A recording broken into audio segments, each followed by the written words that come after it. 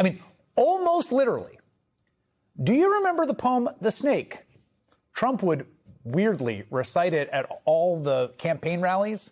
It was supposedly about scary immigrants, but anyone even paying half attention could see that the guy was telling everyone who he was, and his supporters just ate it up. Who has heard the poem called The Snake? Has anybody ever heard The Snake? This is The Snake, and people love it, and I do it if people want to hear it. I read this the other day, and I said, wow, that's really amazing. It's called The Snake. Should we do The Snake or not? Get me the snake, please. The snake. Should I do it or not? Should I? On her way to work one morning, down the path along the lake, a tender-hearted woman saw a poor, half-frozen snake. Interesting. His pretty-colored skin had been all frosted with the dew.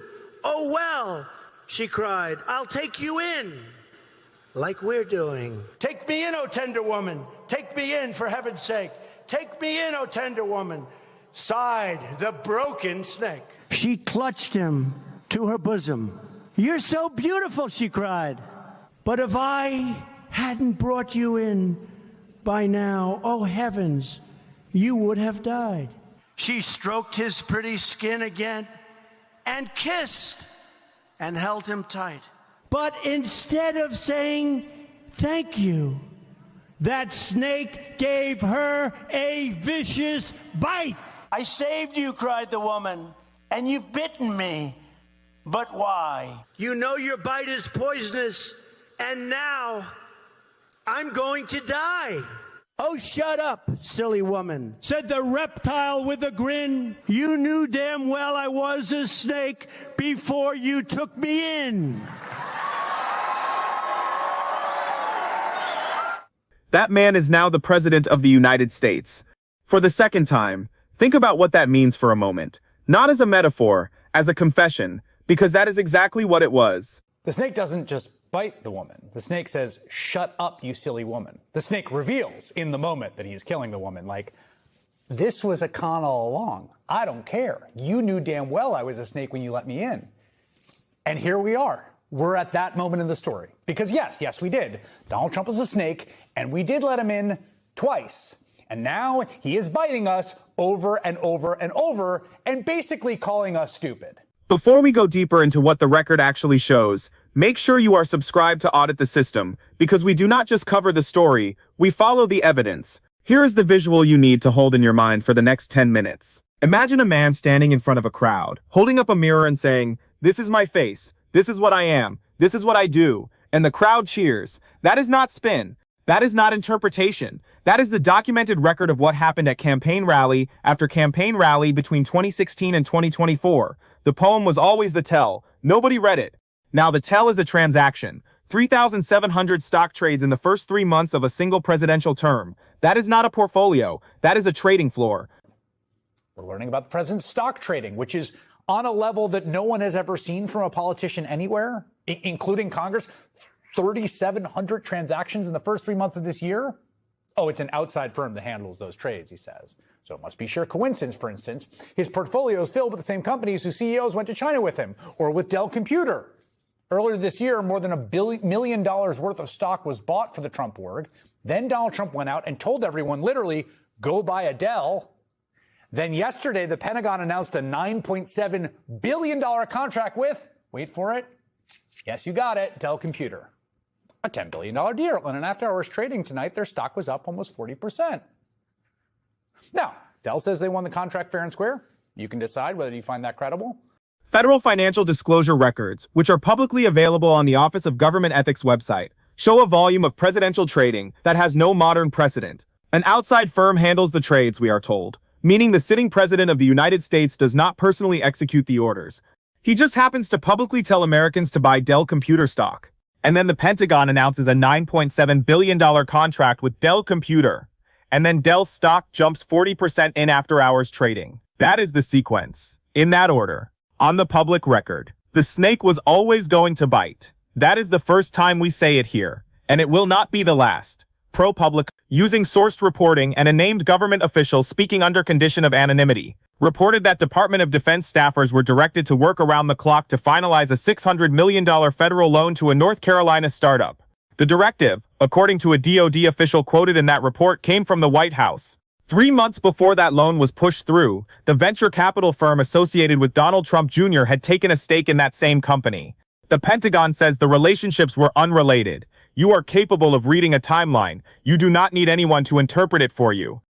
Today, ProPublica published this report saying that Peter Navarro, Trump advisor, a guy who actually did prison time, a guy who helped plot January 6th, a guy who might get money from that fund, appealed directly to the Trump administration to loan a North Carolina startup company more than $600 million. Again, the size that we're talking about of the graft, of the corruption, is like incomprehensible. $600 million.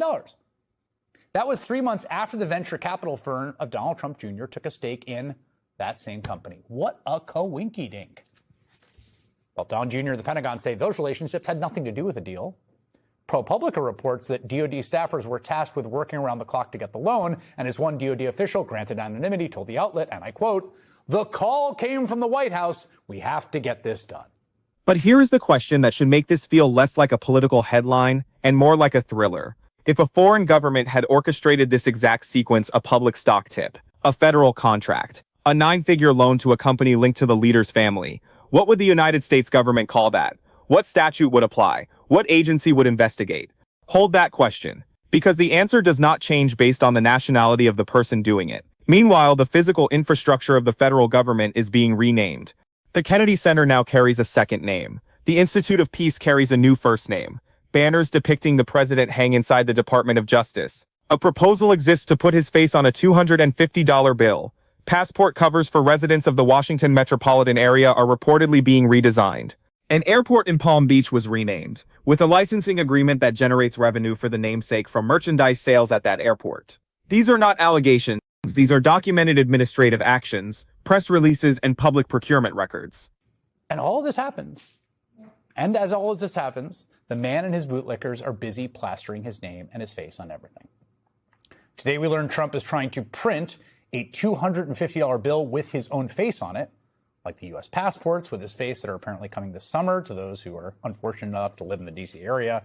He's mused about having himself carved in Mount Rushmore. He had the Palm Beach airport named after him, also with a generous licensing agreement that allows him to profit from all the merch they sell there. He's floating the idea of renaming Washington Dulles Airport after himself as well. He wants New York Penn Station to become Trump Station. His name is already on the Kennedy Center in D.C. The stenciled name that they put up there is the Donald J. Trump and the John F. Kennedy Memorial Center. Only memorial for one, we would imagine. He did the same thing with the U.S. Institute of Peace. It's now the Donald J. Trump Institute of Peace, and everywhere you look in D.C., his face is all over the banners. The Department of Labor, he got his own face blown up right next to Teddy Roosevelt. The USDA put him up next to a banner of Abraham Lincoln. Union Station, there are banners depicting Trump as a construction worker, thanking him for his recent renovation work. The snake was always going to bite, we were told. In the words of the poem itself, recited proudly, at podiums, with applause. There is one more piece of this that does not get discussed with the seriousness it deserves. A civil jury found that Donald Trump sexually abused Carroll. That is not an editorial characterization. That is the legal conclusion of a United States federal civil proceeding. The federal government is now reported to be examining that case from a different direction. The woman who won in court is now reportedly the subject of renewed scrutiny by the same administration the jury ruled against. If that sequence does not clarify what the word retribution means in practice, nothing will. Of course, last night we learned about the investigation into the case of Carroll, the woman who very credibly accused Donald Trump of rape. The woman who sustained what she said in front of a civil jury. Donald Trump is intent on punishing those he deems to have crossed him. He's gorging on power and corruption. He's using our government as full extension of himself. And here's the thing. He's at the point where he's not just pretending to be some broken snake.